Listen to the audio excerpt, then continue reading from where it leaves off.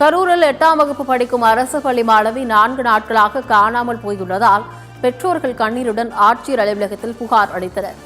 கரூர் மாவட்டம் துவாரம்பாளையத்தைச் சேர்ந்த கணேசன் லட்சுமி தம்பதியின் மகள் பிருந்தா அரசு பள்ளியில் 8ஆம் வகுப்பு படித்து வருகிறார். கடந்த 12ஆம் தேதி மாணவி பள்ளிக்கு செல்லாத நிலையில் பெற்றோர்கள் வழக்கம் போல் சாலையில் வேலைக்கு சென்று வந்தனர். பெற்றோர் மதியம் வீட்டிற்கு வந்த நிலையில் மகள் வீட்டில் பல இடங்களில் தேடியுள்ளனர். இதனையடுத்து அன்றைய தினம் இரவு வாங்கல் காவல் நிலையத்தில் புகார் அளிக்க சென்றுள்ளனர். அப்போது போலீசார் புகாரை ஏற்காமல் மறுநாள் வருமாறு கூறியதாக பெற்றோர் தெரிவித்தனர். மறுநாள் புகாரை பெற்றுக் கொண்ட போலீசார் வழக்கு பதிவு செய்தனர். ஆனால் மாணவி கிடைக்காததால் பெற்றோர்கள் நேற்று கண்ணீருடன் ஆட்சியர் அலுவலகத்தில் முறையிட்டனர். விடுமுறையில் வீட்டில் இருந்த அந்த மாணவி அன்று மதியம் பணிக்கு சென்று வீடுக்கு திரும்பிய தாய் தந்தை வந்து பார்க்கும் பொழுது அந்த பகுதியில் இல்லாத பெரும் அச்சத்தை ஏற்படுத்தியுள்ளது.